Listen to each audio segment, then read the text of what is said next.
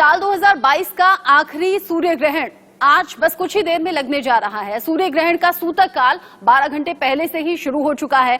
ये आंशिक सूर्य ग्रहण मुख्य रूप से यूरोप, उत्तर पूर्वी अफ्रीका और पश्चिम एशिया के कुछ हिस्सों में दिखाई देगा। पूर्वी भारत को छोड़कर सारे भारत में इस सूर्य ग्रहण को लेकर अब इसे देखा जा सकता है। इससे पहले 30 अप्रैल वो तारीख थी जब साल का पहला सूर्य ग्रहण लगा था, लेकिन इस बार का ये सूर्य ग्रहण क्यों इतना खास है? सबसे बड़े सूर्य ग्रहण पर सबसे बड़े ज्योतिषाचार्य सिर्फ इंडिया न्यूज पर मौजूद रहेंगे और लाल किताब वाले महाचार्य गुरुदेव जी.डी. वशिष्ठ भी हमारे साथ जुड़ रहे हैं, जिनसे हम जानेंगे कि आखिर इस सूर्य ग्रहण का क्या कुछ असर होने वाला है। गुरुजी, बहुत बहुत स्वागत है आपका। और चूंकि आप वक्त वक्त पर लोगों का मार्गदर्शन करते रहे हैं, तो आज के सूर्य ग्रहण को लेकर लोगों के मन में जितने भी भ्रम हैं, उनसे जुड़े कई सवाल हैं। सबसे पहले तो आप यही बता दें कि भारत पर इस सूर्य ग्रहण का असर कैसे होने वाला है। जय माता की, माता रानी सबको सुखी रखे। बेटा, सूर्य ग्रहण जो आज आया है वो 18 साल 11 दिन बाद फिर आएगा। वो बात अलग है कि आज यहाँ है, कल कहीं और होगा। कहने का मतलब 18 साल 11 दिन बाद कहीं और होगा। सूर्य ग्रहण जब भी लगता है, ये हमारी सबसे बड़ी बात ये है कि ये ऑक्सीजन यानी कि बृहस्पति और सूर्य समझे यानी नारायण की शक्ति, इन दोनों को प्रभावित करता है। और जब ये दोनों प्रभावित होती हैं तो ऑक्सीजन ये जीने के लिए बहुत जरूरी है। नारायण, सूर्य नारायण जो कि चीजों को बड़ा करते हैं, अपनी गर्मी से चलाते हैं, उन सारी चीजों के ऊपर भारी हो जाती है। तो कुल मिलाकर के अगर देखा जाए तो धरती पर विराजमान लगभग सभी चीजों के ऊपर सूर्य ग्रहण का असर होता है। और जहां पर ये लगता है, जिस क्षेत्र पर इसका असर आता है, वहां पर रहने वाले कोई भी जीव जंतु वनस्पति सबके ऊपर इसका असर होता है। सिर्फ एक चलते हुए पानी को छोड़ करके इसका असर हर जगह विद्यमान होता है और ये सूर्य ग्रहण नुकसान पहुंचाता है। और ये किस तरीके के नुकसान हो सकते हैं गुरुदेव? क्योंकि आपने कहा कि बहते पानी को छोड़कर और हर किसी चीज पर इस ग्रहण का असर होगा, फिर चाहे वो हम इंसान हैं या फिर वो पेड़ पौधे ही क्यों ना हो, क्योंकि ऑक्सीजन हर किसी को चाहिए मोस्टली। अब ऐसे में इस सूर्य ग्रहण के दुष्परिणामों से बचने के लिए क्या किया जाए? सबसे पहले तो जो महिलाएं गर्भ धारण करना चाहती हैं, समझिए वो इन दिनों के अंदर गर्भ धारण का प्रयास कर रही हैं, उनको ये बहुत असर करता है। कारण ये कि ये ऑक्सीजन लेवल इस वक्त में इतना कम भी होता है और उस ऑक्सीजन के अंदर सूर्य के आगे ये अंधेरा आ जाने के कारण, कहने का मतलब धरती और सूरज के बीच में ये अंधेरा आ जाने के कारण अब जो हिस्सा चंद्रमा के बाद का जो हिस्सा सूर्य तक का है, वहां से जो ऑक्सीजन आनी चाहिए बेटा, उसके ना आने की वजह से यहाँ छोटे छोटे कीटाणु बहुत तरह के जाग जाते हैं। और जो कि ऑक्सीजन की कम उपलब्धता की वजह से लोग जोर से सांस लेते हैं इस वक्त में, उसके साथ वो कीटाणु मिलकर के अंदर जाते हैं और जो कि हमारी क्षमताओं को प्रभावित करते हैं, नसों को कमजोर करते हैं और नसों के अंदर जाकर के हमारे ब्लड को भी दूषित करते हैं। समझे? तो अब इस तरह का असर तो हर जानवर के अंदर और हर ये इंसान के अंदर होगा। और खास तौर पे जिन महिलाओं ने गर्भ धारण किया हुआ है, अब उसका बच्चा जिस प्रक्रिया में से गुजर रहा है, मान लो उस बच्चे के इस वक्त में हाथ पांव बन रहे हैं या उसका दिल बन रहा है या उसका पेट बन रहा है या दिमाग बन रहा है, तो उस प्रक्रिया के अंदर भी बाधा इसी वक्त में आती है। इसीलिए किसी भी जच्चा बच्चा को इस वक्त में बाहर नहीं निकलने दिया जाता। और इस वक्त में जितने भी श्रम वाले काम हैं, यानी कि मेहनत वाले काम हैं, उनको रोक देने के लिए हमारे शास्त्रों में विदित है और ये कहा गया कि इस वक्त में आराम से बैठ करके आप भगवान के नाम का जप तप करें, भजन करें। लेकिन भजन वो नहीं जो बहुत ज्यादा ताड़ियों मारने वाला और जिसमें फोर्स लगे।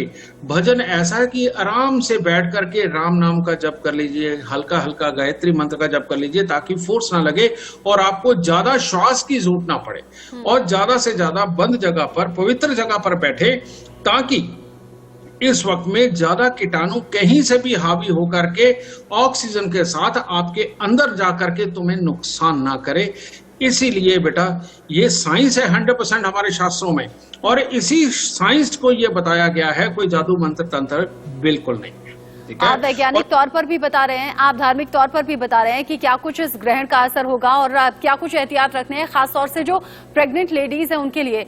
लेकिन गुरुजी, ऐसा हम बचपन से सुनते आए हैं कि ग्रहण पड़ने वाला है, घर में जो खाने पीने की चीजें रखी हैं उनमें तुलसी के पत्ते डाल दिए जाते हैं। आप कह रहे हैं घर से बाहर ना निकलें, इससे परहेज करें, लेकिन अगर बहुत ज्यादा अर्जेंट है तो घर से बाहर निकलें तो क्या एहतियात बरतें? आपने कहा घर में रहकर भजन करें, ईश्वर का ध्यान करें, कोई खास मंत्र भी है क्या ऐसा जिसका जाप किया जाए?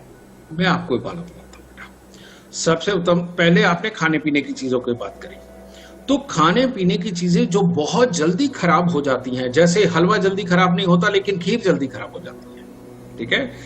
पकी हुई ताजी रोटी 2-3 दिन तक भी चल जाती है लेकिन ब्रेड जल्दी खराब हो जाती है, समझे। जिसको भी खमीरा जल्दी लगता है उन चीजों को इस वक्त में खाने में सख्त परहेज करें, क्योंकि उनकी तरफ कीटाणु बहुत जल्दी अटैक होते हैं। और अगर खाना है तो बिल्कुल गर्मा गर्म खा लीजिए ताकि कीटाणुओं से दूर रहे, और ताजी आग जला के, क्योंकि जहां भी आग जलती है वहां कीटाणु नहीं होते, ठीक है। और ज्यादातर खाने से इस वक्त में परहेज करें, ये बात सत्य है। बाहर जाने की बात रहे कि बहुत जरूरी अगर काम ही है तो बेटा हमारे शास्त्रों में विदित है कि नीले और काले जो भी कपड़े होते हैं उनकी तरफ कोई भी ऊर्जा और कोई भी कीटाणु बहुत जल्दी खिंच के आते हैं, समझ गए। आप काले रंग के, नीले रंग के कपड़े पहन के देखिए, ज्यादातर मच्छर आपको काट ही देंगे अगर आप मच्छरों वाले एरिया में। लेकिन अगर आपका सफेद कपड़ा हो या लाल या पिंक कलर का कपड़ा हो तो मच्छर इतनी जल्दी अटैक नहीं होता, ठीक है। तो इस तरह के हल्के रंग के कपड़ों का इस्तेमाल करके अपने सर को स्पेशली तौर पे ढक के, किसी कैप के साथ, किसी पगड़ी के साथ अगर आप बाहर निकलते तो वो अच्छा है। और सबसे उत्तम ये है दूब घास।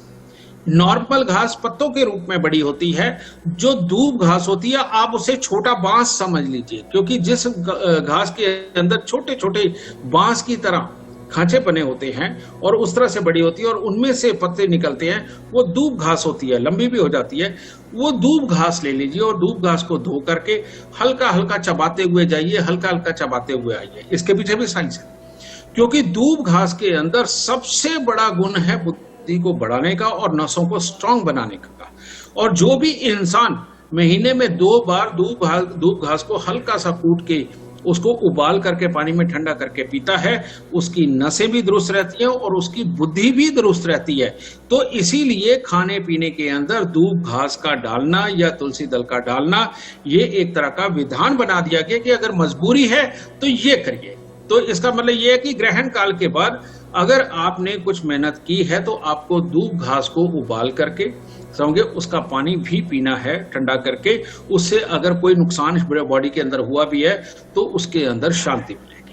आप जो उपाय बता रहे हैं वो खास होने के साथ साथ ही बहुत ज्यादा आसान भी हैं, आम लोगों को करने में किसी भी तरह की तकलीफ होगी नहीं, दिक्कत होगी नहीं। इन उपायों को जरूर हमारे दर्शक करें। गुरुजी, मैं आपको बहुत साल से जानती हूँ, बहुत से शोज मैंने आपके साथ किए हैं, चाहे वो पॉलिटिक्स की बात हो, बॉलीवुड की बात हो, क्रिकेट की बात हो, राष्ट्रीय हो, अंतर्राष्ट्रीय हो, आप सभी पर खुलकर बोलते हैं और बहुत बेबाकी से बोलते हैं। पूर्वानुमान चाहे अच्छा है या बुरा है, आप खुलकर बोलते हैं। अब जब इस ग्रहण की बात हम कर रहे हैं, कहा यह जा रहा है कि महाभारत काल में इस तरीके का ग्रहण था, उसके बाद अब ये संयोग बने हैं। महाभारत काल में जो महाभारत का युद्ध हुआ था वो हम सब जानते हैं। अब जब ये संयोग इतने साल बाद, इतने दशकों बाद हुआ है, क्या देश के लिहाज से कोई खतरा है? बेटा, ये जो कह रहे हैं कि महाभारत के बाद आज बना है, ये बात तो गलत है। वो महाभारत से पहले बेटा जो द्रौपदी का चीरहरण हुआ था उसके पास में भी सूर्य ग्रहण ही था, ठीक है। तो उस तरह का समय आज तक दोबारा भी आता रहा है, वो बात अलग है कि हमें नहीं पता चला, ठीक है, क्योंकि वो राजघराना था तो पता था और आम दुनिया के अंदर बहुत कुछ इस तरह का होता है। और ये रही बात। दूसरा, तुमने राजनीतिक कहा है, राजनीति की बात मैं आप सबको बताऊं बेटा, राजनीति में जितने भी लोग होते हैं वो पहले पैदा हो चुके हैं, और जो पहले पैदा हो चुके हैं उनकी अगर कुंडली बहुत स्ट्रांग है, उसके अंदर सूर्य और राहु का मिश्रण सूर्य के साथ, चंद्रमा के साथ, बृहस्पति के साथ नहीं है किसी भी राजनीतिक की कुंडली में, तो उसको कोई फर्क नहीं पड़ना, उसके जैसा जीवन चल रहा है उसका वैसा ही चलेगा। लेकिन जिन राजनीतिकों की कुंडली के अंदर सूर्य के साथ, चंद्रमा के साथ, बृहस्पति के साथ राहु केतु का संबंध बन रहा है, उनकी बुद्धि थोड़ी देर के लिए ब्लॉक होकर के उनको नुकसान पहुंचा सकती है। तो इसके लिए तो ये तो बहुत बड़ा मैटर हो जाता है कि किस किस की कुंडली देख करके हम ये डिसाइड करें कि किसको ये असर आने वाला है, क्योंकि पर्सनल लेवल पे होता है। क्योंकि सूर्य ग्रहण का जो संबंध है, जो पैदा हो चुके वो उन्हीं के साथ में जिनका सूर्य, चंद्र या बृहस्पति कहीं ना कहीं से राहु केतु के साथ है।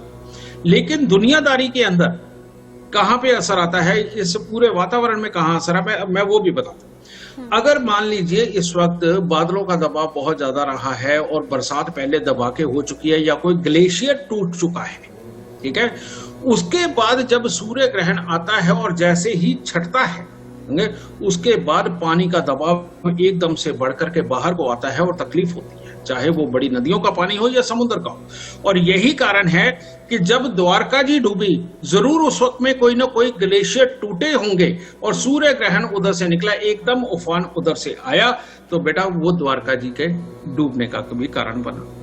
ठीक है, तो इस प्रकार से ये बेटा साइंस है जो पूरे संसार को तो ये प्रभावित करती है, लेकिन धरती पे ऑलरेडी पैदा हुए लोगों को सिर्फ उनको प्रभावित करती है जिनका स्वभाव गुस्से वाला है, जिनको हर वक्त जुकाम लगा रहता है, जो डरे रहते हैं, जो मन ही मन से बात करते हैं लेकिन कर्म शक्ति बहुत ज्यादा तेज नहीं होती, इनके ऊपर सूर्य ग्रहण का ज्यादा प्रभाव होता है। इन लोगों को सूर्य ग्रहण के बाद में ये दूब घास वाला भी उपाय करना चाहिए, यानी कि उसको कूट के पानी में उबाल के पीनी चाहिए और उसके थोड़ी देर बाद 2-3 घंटे बाद थोड़ी सी हल्दी या केसर, इसको भी कभी आप देखते हैं कि कभी जंग नहीं लगता हल्दी केसर, ठीक है, तो उसको भी उबाल करके दूध के अंदर बाद में 1 गिलास वो भी पी लेना चाहिए, ताकि उन लोगों को भी इसका बुरा असर ना मिले। आपने बहुत अच्छे से वैज्ञानिक तौर पर भी, धार्मिक तौर पर भी इस सूर्य ग्रहण के बारे में समझा भी दिया और ये भी बता दिया कि ग्रहण के दौरान क्या करना है, ग्रहण खत्म हो जाएगा तो उसके बाद क्या सावधानियां बरतनी है। बहुत बहुत शुक्रिया गुरुदेव, आप हमारे साथ जुड़े और हमारे दर्शकों का मार्गदर्शन किया। इस सूर्य ग्रहण को लेकर मेगा कवरेज इंडिया न्यूज की लगातार जारी है। जीडी वशिष्ठ हमारे साथ जुड़े हुए थे। हमारे साथ और भी कई खास मेहमान, देश के जाने माने ज्योतिषाचार्य हमारे साथ जुड़ेंगे, जो आपको बताएंगे कि सूर्य ग्रहण के दौरान क्या सावधानी रखनी है, क्या करना है, क्या नहीं करना है। मेगा कवरेज जारी है।